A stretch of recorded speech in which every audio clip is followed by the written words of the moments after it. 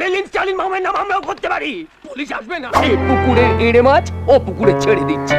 উত্তম কুমার যে বছর চলে গেলেন, আমি ঠিক সেই বছরই ইন্ডাস্ট্রিতে পা রেখেছি। আমার দুর্ভাগ্য, আমি উত্তম কুমারের সঙ্গে কাজ করতে পারিনি, কিন্তু আমার সৌভাগ্য আমি তাকে সামনে থেকে দেখেছিলাম। মিলনদা হচ্ছে মজার একটা মানুষ, ভীষণটা ভীষণ আড্ডাবাজ।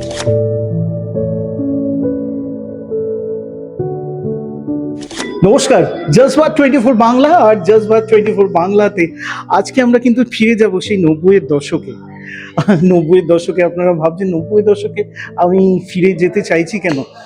90-এর দশক, সেই দশকে আমরা যে মানুষটিকে বাংলা সিনেমার পর্দায় একেবারে জাঁকিয়ে বসা একজন অভিনেতা হিসেবে পেয়েছি, এবং সেই দশকে আমরা যে ছবিগুলো পেয়েছি সেগুলো হচ্ছে অবিস্মরণীয়। সেই মানুষটিকে, সেই অ্যাক্টরকে আমরা আবিষ্কার করতে পেরেছি তার অভিনয় দিয়ে, এবং সেই সময় থেকে আজ পর্যন্ত তিনি এমন একজন অভিনেতা যার কাছে অভিনয়টা প্রাণ। সে মঞ্চ থেকে শুরু করে বড় পর্দা, ছোট পর্দা, সব জায়গায় এই মানুষটি কিন্তু একেবারে তার প্রতিপক্ষ বলতে কেউ নেই। আমরা কথা বলছি অভিনেতা শুভাশিস মুখোপাধ্যায়ের সঙ্গে। শুভাশিস মুখোপাধ্যায় এমন একজন অভিনেতা যাকে আমরা জজবাত 24 বাংলা আজকে প্রথমবার পেয়ে আমরা নিজেরা সমৃদ্ধ। আর এই মুহূর্তে আমরা ক্যাফে লুচি ও লোচাতে রয়েছি, এবং সেখানে আমরা আড্ডা দিচ্ছি শুভাশিস মুখোপাধ্যায়ের সঙ্গে। শুভাশিস দা, welcome to Jazbaat 24 Bangla. Thank you. দাদা, তোমার জার্নিটা যে সময় থেকে শুরু হয়েছিল, সেই সময় বাংলা সিনেমায় একটা যুগ চলছিল। তোমার উত্তম কুমার সবে উনি প্রয়াত হয়েছেন, তারপরে আমাদের মিঠুনদা, রঞ্জিত মল্লিক, তাপস পাল, প্রসেনজিতের একদম শুরু। তো তুমি একদম শুরুর বাংলা সিনেমার ওই শুরুটা, যেটা আমরা স্বর্ণযুগ বলি, ওই স্বর্ণযুগের পরের যুগটা তুমি কিন্তু এসেছো। সেই যুগটা নিয়ে যদি একটু কিছু বলো, আর আমাদের যারা দর্শকরা রয়েছে তারাও কিন্তু ফিরে যেতে পারবে সেই যুগে। হ্যাঁ, স্বর্ণযুগের পরের যুগটা কি যুগ? কাঁচা পেতল, তামা কি? এইভাবে হামাগুড়ি দিদি বাজারে যাব, জানি না এরপরে কপালে কি আছে ভগবানই জানেন। যাই হোক, কোনো একটা যুগ তো বটেই। হ্যাঁ, আমি ঠিক উত্তম কুমার যে বছর চলে গেলেন 1980 সাল, আমি ঠিক সেই বছরই ইন্ডাস্ট্রিতে পা রেখেছিলাম। 80-81 সাল আমার প্রথম ছবি, পূর্ণেন্দু পুত্রীর ছবি, মানিক বন্দ্যোপাধ্যায়ের কাহিনী, ছোট বকুলপুরের যাত্রী। আমার দুর্ভাগ্য, আমি উত্তম কুমারের সঙ্গে কাজ করতে পারিনি, কিন্তু আমার সৌভাগ্য আমি তাকে সামনে থেকে দেখেছিলাম স্টুডিওতে। ইচ্ছে ছিল তখন, যেহেতু অভিনেতা হিসেবে নিজেকে ভেবে চলেছি, কি হব তখনও ভালো করে জানি না, বা কি করতে পারবো জানি না, কিন্তু মনের কোনায় ইচ্ছে যে আমি অভিনেতা হব, কারণ থিয়েটার করি, থিয়েটার থেকে এসেছি। বড় পর্দা আমাকে টানে, কারণ আমার সময় বড় পর্দা, তখন তো ছোট পর্দা আসেনি। এবং বাংলা মঞ্চ থিয়েটার, সেটা গ্রুপ থিয়েটার তো ছিলই, সেই সঙ্গে বাংলার সাধারণ রঙ্গালয় বলতে যেটা বোঝালো, সাধারণ নাট্যশালা, যেটা হাতিবাগানের থিয়েটার বলা হতো এক সময়। Rangmahal, star theatre, Biswarupa, Minerva, Kashi Biswanath মঞ্চ, সার্কারিনা অনেক পরে, তার রঙ্গনা এসছে, সার্কারিনা, তারপরে বিজন থিয়েটার। তো এত কিছু হলের মাঝখানে আমার জন্ম, আমার বেড়ে ওঠা, আমার স্কুল স্কটিশ চার্চ কলেজের স্কুল, উত্তর কলকাতা। আমি উত্তর কলকাতারই ছেলে, আমার বেড়ে ওঠা উত্তর কলকাতার দর্জিপাড়ায়। সেখান থেকে আস্তে আস্তে অভিনয়ের প্রতি টান, এবং আমার বাড়ির পাশেই অতগুলো সিনেমা হল, রাধা, শ্রী, উত্তরা, মিনার, মিত্রা, দর্পণা, এদিকে রূপবাণী, ওদিকে পূর্ণশ্রী, মানে সিনেমা হলের ছড়াছড়ি। সুতরাং আমার ওই সিনেমা হল, থিয়েটার, পাড়া সব মিলিয়ে আমার বেড়ে ওঠা। তার ফলে অভিনেতা হব, এটা ছোটবেলা থেকে একটা কিরম নেশার মতো হয়ে গিয়েছিল, এবং আমার টার্গেটটাই ছিল যে আমি জীবনে সবসময় যেটা বলি সবাইকে, যে জীবনের লক্ষ্য স্থির করো, তুমি কি হতে চাও সেইটার পেছনে দৌড়ো। একসঙ্গে সব করবো ভাবলে জীবনে কিচ্ছু হবে না, এটা আমার অভিজ্ঞতা থেকে বলতে পারি। কিন্তু তুমি যেটা হতে চাও, যেটা করতে চাও, তার প্রতি তোমার নিষ্ঠা, তোমার সততা দিয়ে তুমি যদি সেই লক্ষ্যের দিকে দৌড়ে যেতে পারো, বাধা আসবে, পড়ে যাবে, আবার দাঁড়াতে হবে, আবার ছুটতে হবে, এবং পরিশ্রম যদি করতে পারো, তাহলে জীবনে যতটা পরিশ্রম তুমি করবে, যতটা সততা তোমার থাকবে, যতটা নিষ্ঠা থাকবে, সেই ততটুকুই তুমি পাবে। তার অতিরিক্ত পাবার ভাবনা রেখো না, পাবেও না। কিন্তু সেটা তুমি যদি করতে পারো, যতখানি পর্যন্ত তুমি নিজেকে নিয়ে যেতে পারবে, তোমার প্রাপ্তি ঠিক ততখানি হবে। সুতরাং আমি কথা বলতে গিয়ে অন্য প্রসঙ্গতেও চলে এলাম, এটা আগামী প্রজন্মের জন্য বলে রাখলাম শুরুতেই। এবং ওই তারপরে উত্তম কুমারকে দেখা, তার সঙ্গে একটা ছবিতে আমার কাজ করার কথা হয়েছিল। তখন যিনি অগ্রদূত চলচ্চিত্র গোষ্ঠী, যে গোষ্ঠী তখন একসঙ্গে অনেক কিছু ছবি করেছে, উত্তম কুমারের বেশ কিছু ছবির স্রষ্টা অগ্রদূত, তার কর্ণধার ছিলেন, অন্যতম কর্ণধার ছিলেন বিভূতি লাহা, যিনি একজন কি বলবো, মানে ক্যামেরাম্যান, অর্থাৎ চিত্রশিল্পী না, মানে আমরা কি বলি, আলোকচিত্র শিল্পী। তিনি তখন নিজে বেরিয়ে এসে, অগ্রদূত গোষ্ঠী তখন ভেঙে গেছে, উনি নিজে তখন ছবি করতেন। তো তার একটি ছবিতে শেষের দিকে উত্তম কুমার ছিলেন, যে ছবিটা করতে করতে উত্তম কুমার চলে যান। ওগবধূ সুন্দরী একটি ছবি ছিল সলিল দত্তের, এবং বিভূতি লাহার একটি ছবি, সেটি করতে করতে উত্তম কুমার চলে যান। সেই ছবিটিতে একটি চরিত্র করার কথা আমার হয়েছিল, তখন আমি অনেক ছোট। তো সেটাও আমার অদ্ভুত যোগাযোগ। আমি তখন যে থিয়েটার দলটাতে অভিনয় করি, বিনোদন বলে একটা দল ছিল সিঁথিতে, তার কর্ণধার ছিলেন আশিস সরকার। আশিসদার ছিলেন আবার বিভূতি লাহার চিফ অ্যাসিস্ট্যান্ট, প্রধান সহকারী। তো এই আশিসদার হাত ধরেই আমার স্টুডিওতে প্রথম যাওয়া। এবং তখন একটা স্টুডিও ছিল নিউ থিয়েটার্স 2 নম্বর স্টুডিও, ওটা নিউ থিয়েটার্সের সঙ্গে একসঙ্গে, সেটা 1 নম্বর এবং 2 নম্বর, এবং যেটা পরবর্তীকালে সরকার অধিগ্রহণ করে টেকনিশিয়ান 2 নম্বর বলা হতো। এবং যেখান দিয়ে এখন লেক গার্ডেন্সের ব্রিজটা বেরিয়ে গেছে, সেটা কিন্তু আমাদের স্টুডিওর ফ্লোর ভেঙে, মেকআপ রুম ভেঙে ওইটা তৈরি হয়েছে, এই আনোয়ার শাহ রোডে। তো ওইখানেই আমার প্রথম উত্তম কুমারকে দেখা, বিভূতি লাহার সঙ্গে যোগাযোগ, এবং আমার প্রথম ছবি ওই ছোট বকুলপুরে যাত্রীর পরিচালক পূর্ণেন্দু পত্রের একটা ঘর ছিল ওই নিউ থিয়েটার 2 নম্বর স্টুডিওতে। সুতরাং ওই স্টুডিওটা আমার কাছে একটা মানে মন্দিরের মতো। এবং ওই স্টুডিওতে আরেকজন দিকপাল ও পরিচালক, মহান পরিচালক বসতেন, তার নাম তপন সিংহ, তপন সিনহা বলতে যাকে আমরা বুঝি, তিনিও ওই স্টুডিওতে, তার ঘর ছিল, তিনি বসতেন ওখানে। তো আমার বেড়ে ওঠা এখান থেকে, আমার পথ চলা এখান থেকে এইভাবে শুরু। নস্টালজিয়ার বেয়ে আমরা কোথায় চলে গেলাম, এবং আমরা সেই জায়গাতে যেতে বারবার আমাদের ইচ্ছে করে যে আমরাও পৌঁছে যাই উত্তম কুমারের কাছে। অবশ্যই আমরা পৌঁছে যাই সেই রঙ্গমঞ্চ যেগুলো আমরা 90-এর দশকে সচক্ষে, যারা আপনারা ওপারে রয়েছেন তারা চাক্ষুষ দেখেছেন নাটকগুলি। আবার আমরা ফিরে যেতে চাই আকাশবাণী কলকাতাতে, আমরা ফিরে যেতে চাই ভানু বন্দ্যোপাধ্যায়ের কাছে। এই দুটো মানে কেন্দ্র, ভানু বন্দ্যোপাধ্যায় এবং আকাশবাণী ভবন, কি বলবে দাদা? হ্যাঁ, আকাশবাণীর সঙ্গে আমার যোগাযোগ দীর্ঘদিন। আমি চলচ্চিত্রে অভিনয় শুরু করার আগে আকাশবাণীতে, আমি সালটা 1978-79, 78-79 আমি আকাশবাণীতে অভিনেতা হিসেবে যোগদান করলাম অডিশন দিয়ে। তারও আগে আমি বিজ্ঞাপন কার্যক্রম যেগুলো হতো সেই সময়, এখন তো বিজ্ঞাপন কার্যক্রমের নাটক বেতারে খুব একটা হয় না, বোধহয় হয়, আমার ঠিক জানা নেই, কিন্তু তখন খুব রমরমিয়ে বিজ্ঞাপন কার্যক্রমের বেতার নাটক হতো। বিবিধ ভারতী ছিল, সেখানে হতো। আমি প্রথম যেখানে মানে বেতারে প্রথম কণ্ঠ দিই, তখন একটা সাউন্ড ট্র্যাক বলে স্টুডিও ছিল, সেটা আমার পাড়াতেই ছিল। আমি যে পাড়ায় বড় হয়েছি, জন্মেছি, চিদাম্বুদিলেন দর্জি পাড়ায়। স্টুডিওটার নাম ছিল সাউন্ড ট্র্যাক।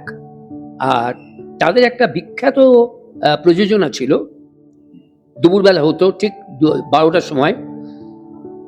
অনুষ্ঠানটার নাম আপনাদের অনেকের হয়তো এখনো মনে আছে, শনিবারের বারবেলা। এটা শুনলেই লোকে একটা কিরকম হতো।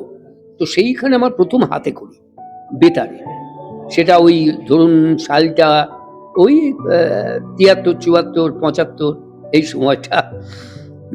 তো সেই সময় প্রথম বেতার ওইটা করতে করতে ওখানকার কর্ণধার ছিলেন চন্দন ভট্টাচার্য, চাঁদুদা, উনিও রবীন্দ্র ভারতীর ছাত্র। ওইখান থেকে তারপর আমি চলে আসি এটা ওই ৭৮-৭৯-তে শ্রাবন্তী মজুমদার, যার নাম আপনারা অনেকেই জানেন, গায়িকা হিসেবে তার কণ্ঠ আপনাদের সবার পরিচিত। এবং তখন শ্রাবন্তীদির একটা স্টুডিও ছিল লিভিং সাউন্ড, যার নাম আপনারা অনেকেই জানেন, গায়িকা হিসেবে তার কণ্ঠ আপনাদের সবার পরিচিত। এবং তখন শ্রাবন্তীদির একটা স্টুডিও ছিল লিভিং সাউন্ড, তার কর্ণধার ছিলেন কর্নেল বোস। কর্নেল বোস এবং শ্রাবন্তীদি মিলে ওই স্টুডিওটার কর্ণধার দুজনই। এবং শ্রাবন্তীদি ছিলেন রেকর্ডিস্ট, সাউন্ড রেকর্ডিস্ট এবং সব কিছু লিভিং সাউন্ডে প্রাণ আর কি বলতে পারি। তো সেইখানে আমি যোগ দিই, সেটা 1978। এবং আমাকে নিয়ে যান তখন আমার স্কুলের এক দাদা ছিলেন, আমার স্কুলেরই, যার হাত ধরে আমার স্কুলের একটা নাটকে অভিনয়, দেবকুমার ভট্টাচার্য। তিনি সিরিয়ালও করেছেন, সিরিয়ালের স্ক্রিপ্ট লিখেছেন, মহাভারতের শকুনি করতেন এবং পরে তিনি অনেক চিত্রনাট্যও করেছেন। দেবকুমার দা আমাকে আলাপ করে দিয়েছিলেন তখনকার সময়ের এক বিখ্যাত অভিনেতা উজ্জ্বল সেনগুপ্তর সঙ্গে। উজ্জ্বল দা আমাকে নিয়ে আসে এই শ্রাবন্তীদের এখানে, এবং তারপর থেকে আমার এই শ্রাবন্তীদি স্টুডিওতে লিভিং সাউন্ডে বেড়ে ওঠা বেতার নাটকে, এবং সেই সঙ্গে সঙ্গে আকাশবাণীতেও যোগদান করা, আকাশবাণীর নিজস্ব শিল্পী হিসেবে আমি যোগদান করি। এইটা আমার আকাশবাণীর পথ চলা শুরু। একদম। এবং দাদার সাথে কথা বলতে বলতে একদম আমরা এই স্মৃতির বৈতরণী বেয়ে অনেকটা দূর পৌঁছে গেছি। এই মুহূর্তে আমরা আছি ক্যাফে লোচা এবং লুচিতে, এবং আপনাদের তো ভাবতেই হবে যে এইখানে কি খাওয়ার পাওয়া যায়। অসাধারণ ফিউশন ফুড যদি খেতে চান তবে বাঘাযতীনে একদম খুব কাছে ক্যাফে লোচা এবং লুচিতে অবশ্যই চলে আসবেন। তোমার কাছে আমার একটা প্রশ্ন, যেটা হচ্ছে ভানু বন্দ্যোপাধ্যায়, সেই ভানু বন্দ্যোপাধ্যায় অবিস্মরণীয় একজন কণ্ঠ, অবিস্মরণীয় একজন হাস্য কৌতুক শিল্পী, যাকে মানুষ আজও ফিল করে। ভানু বন্দ্যোপাধ্যায় সম্পর্কে আমার ব্যক্তিগতভাবে নতুন করে কিছু বলার নেই, সবাই জানেন তাকে, কত বড় মাপের মানুষ, এবং তিনি যে কত বড় মনের মানুষ ছিলেন তার পরিচয় অনেকেই হয়তো জানেন। ভানুদা অনেক বড় মনের মানুষ ছিলেন। ভানুদার সঙ্গে আমার যোগাযোগটা অদ্ভুতভাবে, প্রথম যোগাযোগ ওই আমাদের স্টুডিওতে লিভিং সাউন্ডে। তখন একদিন আমরা রেকর্ডিং করছি একটা নাটকে, আমাদের ওইখানে লিভিং সাউন্ডের যে বিখ্যাত নাটক ছিল হরলিক্সের আসর ছিল আর বোরোলিনের সংসার, সেই সময় খুব বিখ্যাত। তারপরে হলো আরব্য রজনী, P3 আরব্য রজনী, এইগুলো তখন লিভিং সাউন্ডে শ্রাবন্তীদের ওখানে বিখ্যাত সব প্রযোজনা। তো একদিন রেকর্ডিং চলছে, আমরা রেকর্ডিং করছি, ওটা দরজায় একটা আওয়াজ। শ্রাবন্তীদির একটা কাঁচের ঘর ছিল, সেই কাঁচের ঘর থেকে দেখা যেত, আমরা সামনে দাঁড়িয়ে রেকর্ডিং করতাম, আর আমাদের পেছন দিকটাতেই একটা দরজা, সেখান দিয়ে আমাদের যাতায়াত হতো আর কি। তো দরজায় আওয়াজটা হওয়াতে আমরাও একটু ঘাবড়ে গেছি। শ্রাবন্তীদি বলে, কাট কাট, দেখ তো কে এলো। তো আমি গিয়ে দরজাটা খুলেছি, খুলেই আমি স্তম্ভিত, আমি সামনে দেখছি মানে প্রায় ঈশ্বর দর্শনের মতো আমার সামনে দাঁড়িয়ে আছেন ওই রকম একজন দীর্ঘাঙ্গী মানুষ, ধুতি এবং বাংলা শার্ট পরিহিত। তখন পাঞ্জাবির মতো শার্ট পাওয়া যেত, তাকে বাংলা শার্ট বলা হতো। আমার খুব ভালো লাগতো, পরবর্তীকালে আমি সেটা মাঝে মাঝেই পরি, ওই রকম শার্ট আমার আছে, নিজে বানিয়ে নিয়েছিলাম। তো ওই বাংলা শার্ট ধুতি পরা একজন দীর্ঘাঙ্গী মানুষ দাঁড়িয়ে আছেন। তো দেখেই চিনতে পেরে গেছি কে ইনি। শ্রাবন্তী আমাকে তিনি তখন জিজ্ঞেস করলেন, শ্রাবন্তী আছে? হ্যাঁ ভেতরে। শ্রাবন্তী কাঁচ দিয়ে দেখতে পেয়েছে তিনি দাঁড়িয়ে আছেন, বলাই শোয়া, ওনাকে নিয়ে আয়। এই উনি বলে উজ্জ্ব করে চলে যাচ্ছি, আসলে মানুষটিকে জানাচ্ছি। তো ওনাকে নিয়ে আমি ভেতরে চলে গেলাম, ওই কাঁচের ঘরটায় উনি ঢুকে গেলেন। শ্রাবন্তীদি বসে কথা বলছেন, আমরা বাইরে দাঁড়িয়েছি। শ্রাবন্তীদি বলে, একটু দাঁড়া, আমি আগে একটু কথা বলি, তারপর রেকর্ডিং করছি। তা আমরা বসে আছি, হঠাৎ শ্রাবন্তী বলাই, না রেকর্ডিং শুরু কর। বল, কেন? না, উনি তোদের অভিনয় দেখবেন। আমরা তো চমকে গেছি, মানে এমন একজন মানুষ, এমন একজন অভিনেতা, তিনি আমাদের অভিনয় দেখবেন বসে বসে, তার সামনে আমাদের অভিনয় করতে হবে। এবং তখন আমাদের সবে শুরু, আমি ছিলাম এবং আরো কয়েকজন। চমকে গেছে। আমার মানে কিরম আমতা আমতা করছি, বলাই ইয়ে করছিস কেন, শুরু করতো না। তো আমরা শুরু করলাম। আমি আমার এক চরিত্র যে অভিনয় করছিলাম সেটার একজন পেশেন্ট আর কি, রুগী একজন ডাক্তারের কাছে এসছে, তাকে ডাক্তার দেখাতে, ডাক্তার নানা রকম প্রশ্ন করছে। তা ডাক্তার জিজ্ঞেস করছে কি হয়েছে, আমার ডাক্তারবাবু আমার পেটের একটা প্রবলেম হচ্ছে, আমি কিছু খেলেই কিরম একটা হচ্ছে। বলো দেখি আপনার দেখি চোখটা দেখি, বলে চোখটা যেমন দেখে ডাক্তারের চোখটা টেনে, তো দেখালো আমি একটা চোখ টানার, যেহেতু বেতার আমাকে তো এক্সপ্রেশন দেখতে পাবে না, কণ্ঠ দিয়ে সেটা প্রকাশ করতে হলো। তারপরে উনি আমার জিভ দেখতে চাইলেন, আমি করে জিভ দেখালাম। তো তারপরে জিভটা যখন দেখিয়েছি, দেখানো বলে হে, জিভটা দেখিয়ে আমি জিভটা ঢুকিয়ে নিয়েছি, এবং উনি তখন বলে হে জিভটা তো একেবারে গেছে, নাম কি বলে উনি প্রেসক্রিপশনে নাম লিখতে যাচ্ছিলেন। আমি নর্মালি নামটা বলেছি, হঠাৎ দেখি সামনে বলো কাট কাট কাট। কি হলো, বলো তোকে ডাকছে, দেখ উনি কি বলছে। আমি ভেতরে গেলাম, সঙ্গে সঙ্গে ভয়ে ভয়ে, যিনি ডাকছেন তিনি একজন বিখ্যাত মানুষ, বিখ্যাত অভিনেতা, কমেডির রাজা বলা যায়। তা আমি যেতেই আমার বললেন যে কি হয়েছে তোমার, বললাম দেখি আমার একটু শরীর খারাপ। শরীর খারাপ, তুমি কার কাছে আইলা? আমি বললাম ডাক্তারের কাছে। ও ডাক্তার তোমার কি কইলো? বললাম ডাক্তার আমার চোখটা দেখলো ভালো করে। তুমি কি করলা? বললাম আমি চোখ টানার একটা আওয়াজ করলাম, যেহেতু বেতার। ঠিক করছো। আর তারপরে তোমার ডাক্তার কি কইলো? আমি বললাম আমার জিভ দেখতে চাইলো। তুমি কি করলা? আমি বললাম জিভ দেখালাম। ও তারপর? ডাক্তার আমার নাম জিজ্ঞেস করলো, তো তুমি কি করলা? আমি বললাম আমি নাম বললাম। বললো ডাক্তার তোমার নাম জিজ্ঞাইলো, তুমি নাম বইলা দিলা? তুমি নাম বইলা? ডাক্তার তো তোমার জিভ বার করতে কইছে, ঢুকাইতে তো কয় নাই, তুমি জিভ বার কই যাই নামটা কও। বলে ভানুদা নিজে জিভটা বের করে আমার নামটা কিভাবে বলতে হবে দেখিয়ে দিলেন। অসাধারণ, অসাধারণ। কি কি বুদ্ধি, কি কমেডি সেন্স, এবং ইনস্ট্যান্ট কমেডি সেন্স, যে ডাক্তার জিভ বার করতে বলেছে, ঢোকাতে তো বলেনি, তাহলে পরে কথাটা জিভ বার করেই বলবো, ঢুকিয়ে বলবো কেন? এই যে উপস্থিত বুদ্ধি, এই যে কমেডির সূক্ষ্ম মানে কি বলবো সূক্ষ্ম টাচ, এগুলো এগুলো ভাবা যায়, এগুলো শিখিয়ে ঠিক হয় না। তো ওনার এটা সহজাত, তুমি করে সঙ্গে সঙ্গে দেখলেন, আমি চেষ্টা করলাম। স্বাভাবিকভাবেই সেটা তার মতো তো হতে পারে না, হতে পারেও না, কিন্তু আমি কৃতজ্ঞ সেই মানুষটার কাছে। আমার পরে যেটা মনে হয়েছিল যে কত বড় মাপের একজন অভিনেতা, বড় মনের মানুষ, উনি আমাকে নাই শেখাতে পারতেন, উনি নাই বলতে পারতেন, কি যেত আসতো ওই মানুষটা আমাকে না শেখালে। তিনি আর কেউ নন, তিনি ভানু বন্দ্যোপাধ্যায়, ভানু ব্যানার্জি আপনাদের। তো ভানুদার কাছে এরকম একটা ছোট্ট টিপস পাওয়া, এবং পরবর্তীতে ভানুদার সঙ্গে দেখা সাক্ষাৎ হওয়া, যোগাযোগ হওয়া, এটা আমার বড় প্রাপ্তি জীবনের, একটা অভিনয় জীবনে।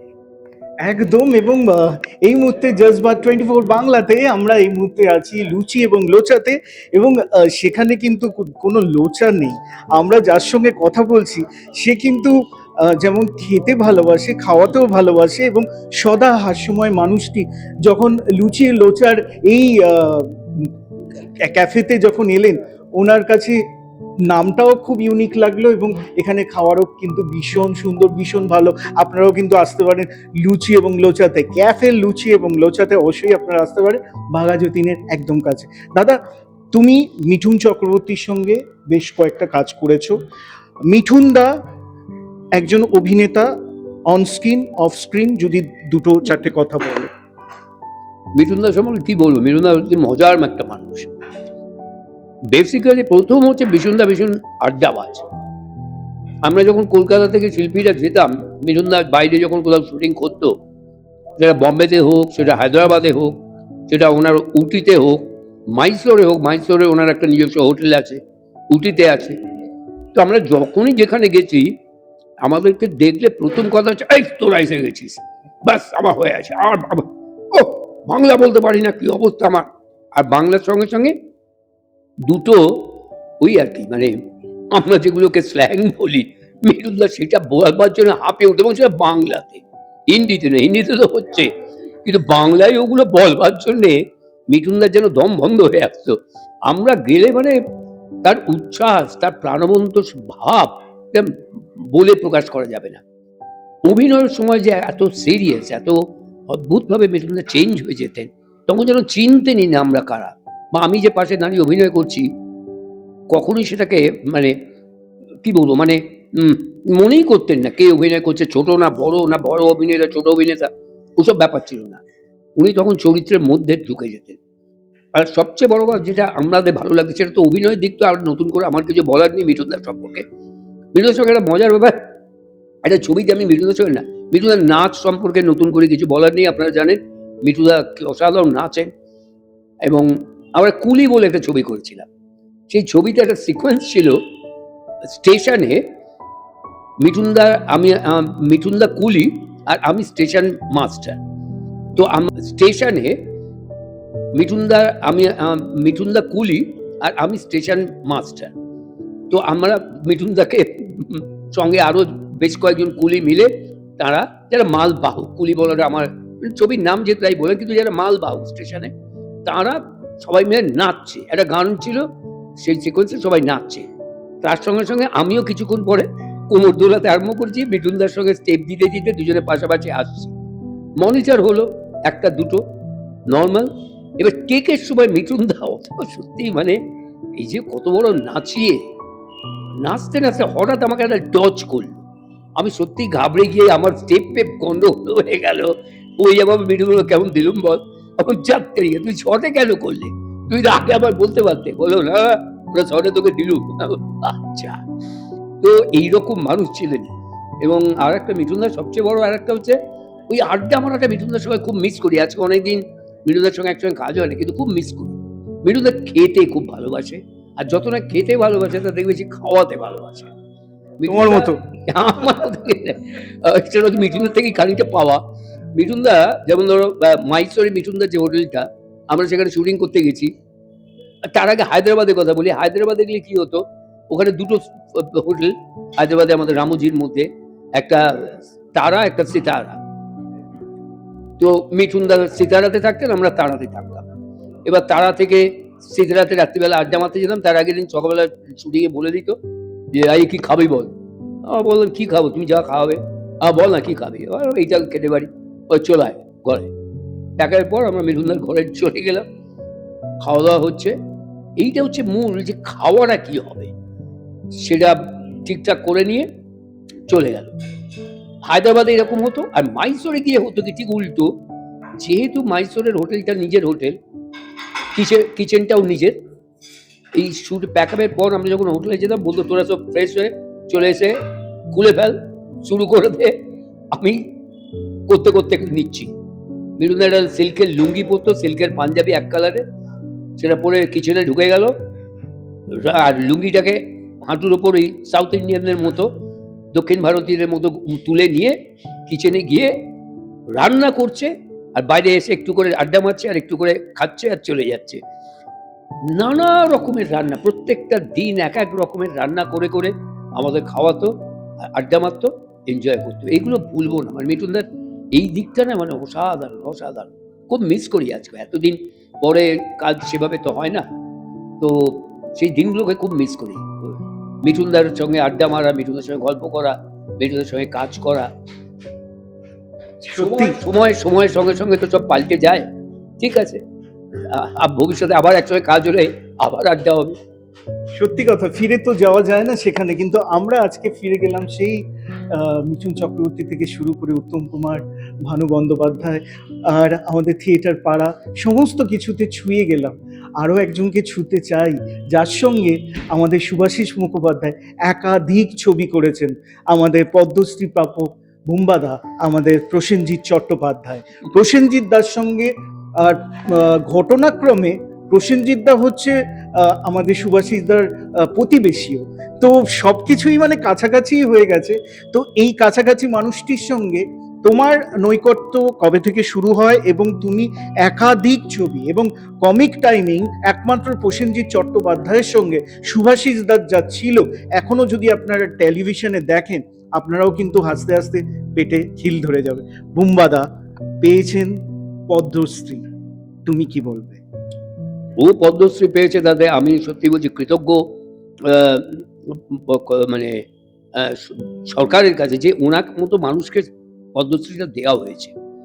এবং আমি ধন্য যে ওর সঙ্গে এতগুলো বছর, প্রায় 100টার উপর ছবি করে ফেলেছি আমরা দুজনে। আমার কেরিয়ারে যত ছবি তার মধ্যে বেশিরভাগটাই প্রসেনজিতের সঙ্গে। এবং আমার আজকে সত্যি গর্বের দিন, আমার গর্বের দিন যে আমি এমন একজন মানুষের পাশে দাঁড়িয়ে দীর্ঘদিন এতগুলো ছবি করতে পেরেছি। এবং প্রসেনজিতের মতো অভিনেতা, একজন বাংলার প্রথম সারির নায়ক, আমাকে সবসময় পাশে নিয়ে কাজ করেছেন। এবং এমন এমন ঘটনা আছে যেখানে সে আমার জন্যে রোল তৈরি করিয়েছে। আমি সত্যিই কৃতজ্ঞ, আমি ধন্য আজকে যে ওই রকম একজন মানুষ পদ্মশ্রী পেয়েছেন, তিনি আমাকে এতটা ভালোবাসেন এবং আমাকে পাশে নিয়ে এতগুলো ছবি একসঙ্গে করেছেন এবং আমার জন্যে চরিত্র তৈরি করতে বলেছেন পরিচালকদের, চিত্রনাট্যকারদের, যে এই চরিত্রটা কর, এটা সুভাষিস করবে। তো এটা পরম প্রাপ্তি। আজকে ওর পদ্মশ্রী প্রাপ্তিটা আমার কাছে একটা বিরাট পাওয়া, বিরাট বিরাট গর্বের বিষয়। আমি সত্যিই বলছি, আমি সেভাবে বুঝিয়াতে পারছি না কতখানি ভালো লাগার। আর ওর সঙ্গে এই কাজের সূত্রেই বন্ধুত্ব, সম্পর্ক। ও মোটামুটি আমি যেখানে থাকি তার আশেপাশেই বরাবর ঘোরাফেরা করেছে। আগে ম্যান্ডিভিলা গার্ডেন্সে, সেখান থেকে গড়চা, তারপরে আবার এখানে, তারপরে সুইনো স্ট্রিট, নানা রকম করে আজকে সে নিজস্ব একটা বাড়ি করে আমার বাড়ির ঠিক পাশেই আছে। তো হ্যাঁ, ঠিকই বলেছে, আমরা প্রতিবেশী দুজনে। তো আজকে ও একটা নিজস্ব বাড়ি তৈরি করে সেখানে নিজের মতো করে, নিজের এক মতো করে সে সেখানে থাকে। আমার খুব ভাল লাগে ওর জীবনের ওঠাপড়া, ওর জীবনের লড়াই। তার অনেকটা সময় আমি ওকে দেখেছি, আমি পাশে দেখেছি। আমি জানি ও কতখানি লড়াই করে, কত পরিশ্রম করে আজকে ওই জায়গায় এসে দাঁড়িয়েছে। আমার অনেক অভিনন্দন, অনেক শুভেচ্ছা, অনেক ভালোবাসা প্রসেনজিতের প্রতি, এবং আমি কৃতজ্ঞ ওর কাছে। সত্যি আমরাও আজকে সমৃদ্ধ এই কারণে যে বুম্বাদার চলার পথে আমাদের শুভাশিস দার অবদান কিন্তু অনস্বীকার্য, সেটা কখনোই ভোলা যাবে না। বুম্বাদার যে ছবিগুলো, সেই ছবিগুলোর মধ্যে শুভাশিস দার কিন্তু একত্রভাবে এতটাই সহযোগিতা, এতটাই সুন্দর অভিনয়ের যে গুণমান ছিল, সেটার জন্য আজও কিন্তু মানুষ প্রসেনজিৎ চট্টোপাধ্যায়ের সঙ্গে সঙ্গে আমাদের শুভাশিস তাকেও ফিল করে অলওয়েজ।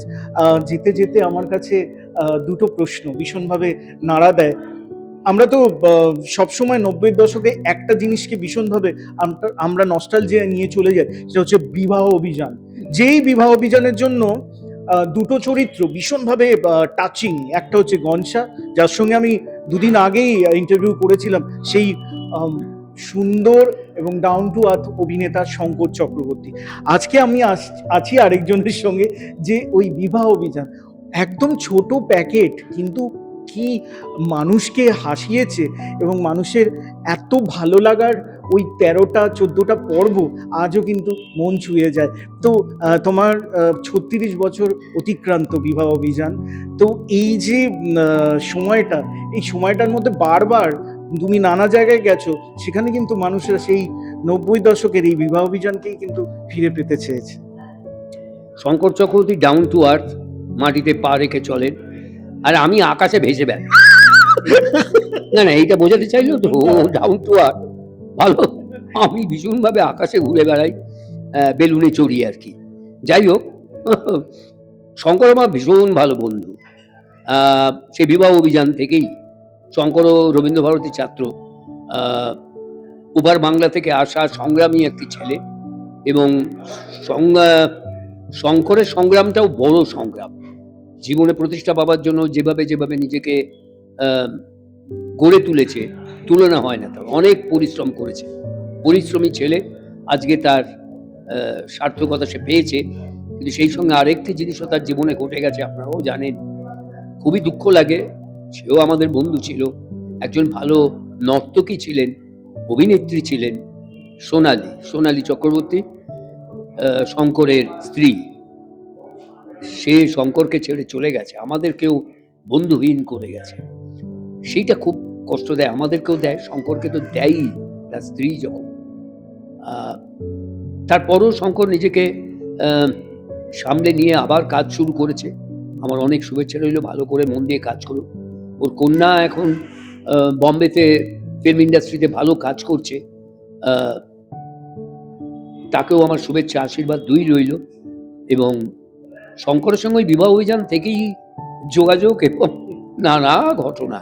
মানে একটা সময় ছিল শঙ্করও আমার বাড়ির কাছেই থাকতো।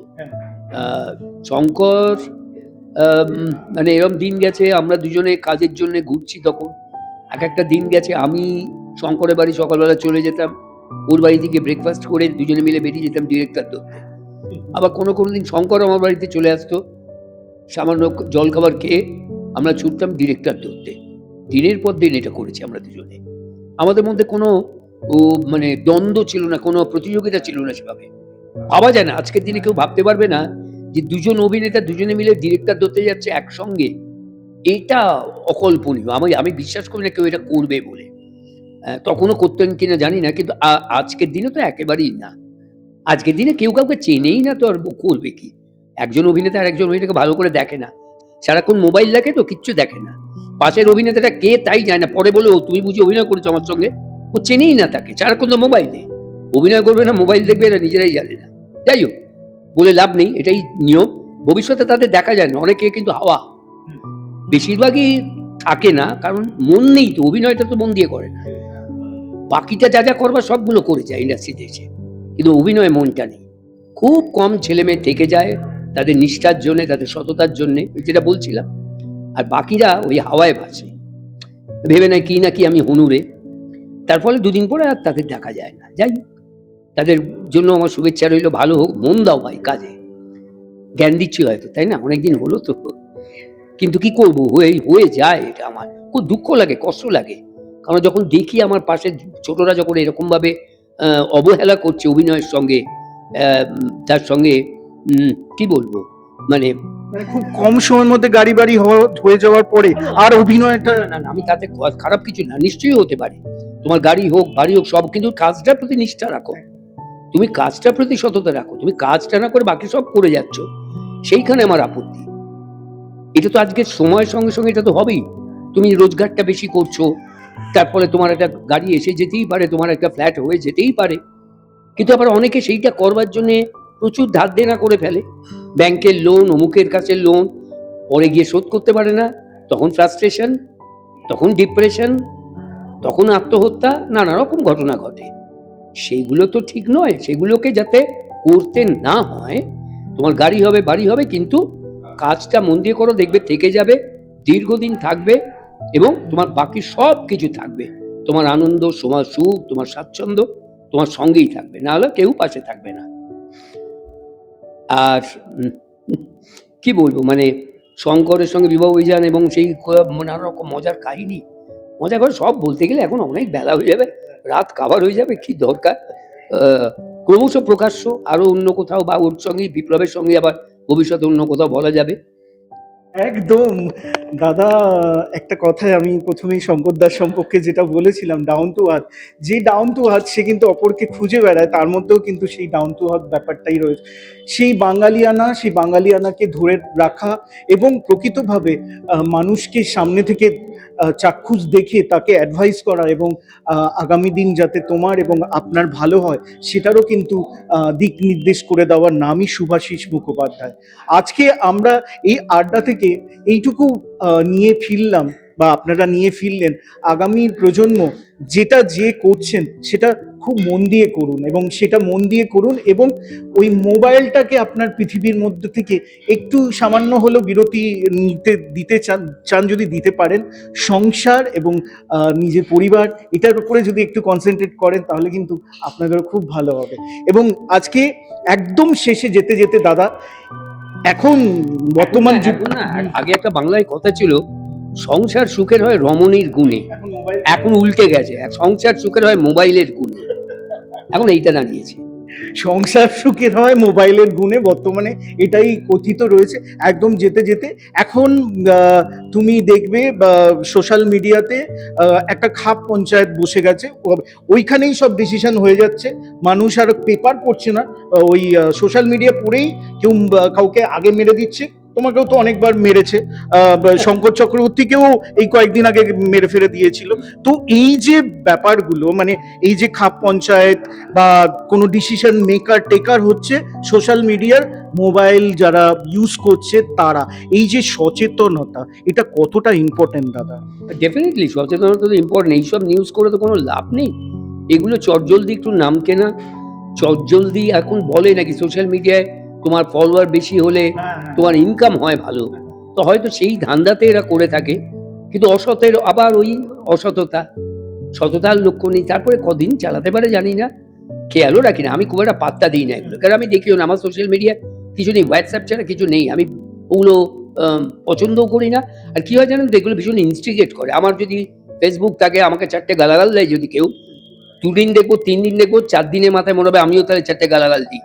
এই যেই শুরু হলো, আবার আরেকজন আমাকে গালাগাল দিল, আবার আমি দিলাম, সে আমাকে দিল, আমি এই চলতে থাকবো। তার থেকে না রাখাই ভালো। আমি দেখিও না, পছন্দ করো না। কেউ বললে আমি স্ট্রে পড়ি, আমার তার ইচ্ছে, সে মারতে চাইছে আমায় মেরে দিই, কেউ আমায় গালাগাল দিচ্ছে দিক, তার ইচ্ছে, আমার কিচ্ছু করা। বলছে আমি আমার কাজটা মন দিয়ে করে যাই, সেটাই এনাফ, আর কিছু না। কাজের মাধ্যমে যে মানুষটাকে আমরা বারবার চিনে বেড়াই, তিনি আর কেউ নন, আমাদের শিক্ষক, আমাদের ইন্ডাস্ট্রির অভিভাবক, আমাদের শুভাশিস মুখোপাধ্যায়। শুভাশিস দার সঙ্গে আজকে আমরা ছিলাম আড্ডায়, এবং সেই আড্ডাটা আর মধ্যে ছিল একদম আপনাদের জন্য অনেক অনেক কিছু ভালোবাসা, উপদেশ ভাববেন না, ভালোবাসা ভাববেন। কিন্তু আর আমি এই মুহূর্তে যেখানে বসে খাবারটা খাচ্ছি এবং আড্ডা মারছি, ভারী সুন্দর একটা পরিবেশ। আমার প্রথমে এসে এত ভালো লাগলো জায়গাটা, তো কথা বলতে বলতে জানতে পারলাম যে এখানকার যিনি কর্ণধার, যিনি এটা মালিকই বলবো, তিনি বিদেশে থাকেন এবং তার ভাই তিনি এইটাকে পরিচালনা করেন, তিনি চালান। তারপর কথা বলতে গিয়ে তিনি এলেন, কথা বললেন, বলতে গিয়ে মনে হচ্ছে যেন চেনে চেনে, তিনি নিজের পরিচয় দিলেন। তো তখন দেখতে পেলাম ইনি আর কেউ নন, আমার বহু পরিচিত দীর্ঘদিনের একজন প্রখ্যাত শেফ জয়মাল্য ব্যানার্জি। তার সঙ্গে দীর্ঘদিন আগে একটি কি বলবো, আরেকটি কাফেতে, আমি সেই কাফেটার নাম বলছি না কারণ সেটা এই মুহূর্তে নেই, বন্ধ হয়ে গেছে, সেখানে থেকেই আমার তার সঙ্গে পরিচয় এবং দীর্ঘদিন যোগাযোগ ছিল না। আবার আজকে এখানে এসে এই বাঘাযতীনে, এখানে সামনে একটি ভারত মাতার মন্দির আছে, তার ঠিক উল্টো দিকে বাড়িটা। নামটা ভারী চমৎকার, লুচিও লোচ্চামি। না না, ছি, লোচ্চামির কোনো কেস নেই, কোনো লোচ্চামিও নেই, কিন্তু নামটা হচ্ছে লুচিও লোচা। আমি ভাবলাম যে লুচিও ছোলা হতে পারতো, স্পেলিংটা কি গন্ডগোল হয়ে গেছে, লোচা হয়ে গেছে। বলে না, লোচা একটা ব্যাপার, দুটো মানুষ লুচি এবং লোচা দুজনে খেতে ভালোবাসে, সেখান থেকে সেটা অদ্ভুত কনসেপ্ট, যেটা আমাকে জয়মাল্য বোঝালেন। তো আমার খুব ভালো লেগেছে বিষয়টা, এবং যেটা সবচেয়ে ভালো লাগলো যে এখানকার খাবারগুলো ভেরি ইনোভেটিভ। জয়মাল্য আগের যে সংস্থায় চাকরি করতেন, কলকাতার একটি বিখ্যাত প্রতিষ্ঠান, বিখ্যাত রেস্তোরাঁ চেন, সেখানেও তিনি কিছু ইনোভেটিভ খাবার আবিষ্কার করেছিলেন এবং যেগুলো খুব পপুলার সেখানে। ঠিক সেম ভাবনাতেই তিনি আবার তার এই লুচি ও লোচাতে সেগুলো করছেন। জয়মাল্যরই দাদা এবং জয়মাল্য দুজনে মিলে এটি কর্ণধার, জয়মাল্যই দেখাশোনা করেন, এবং যে যে খাবারের কথা উনি বললেন প্রত্যেকটা অসাধারণ এবং ভেরি ইনোভেটিভ, ভেরি। আমি সেসব নামও শুনিনি, সেসব প্রিপারেশনও জানি না, কিন্তু বলছেন যখন তখন ভাবি বাবা এরকম হতে পারে নাকি, সে অদ্ভুত অদ্ভুত। আমি বললে আপনারা ঘাবড়ে যাবেন, ভাববেন যে দূর ওখানে কি করে, না ঘাবড়াবেন না, আসুন এই খাবারটা খেয়ে দেখুন। আমি নিজেও খাচ্ছি, দারুণ, এক্সেলেন্ট। লোচা ও লুচি, লুচি ও লোচা, ভারী চমৎকার নামটা। একদম দাদার সঙ্গে আজকে লুচি এবং লোচা ক্যাফেতে ছিলাম, এবং আমাদের জজবাত 24 বাংলা আজকে এখানেই ইতি টানছি দাদার সঙ্গে এই দীর্ঘ আমাদের আড্ডা। আগামীতে এরকমই আড্ডা চলতে থাকবে, আপনারা সঙ্গে রাখুন জজবাত 24 বাংলা। ভালো থাকবেন, সুস্থ থাকবেন, নমস্কার।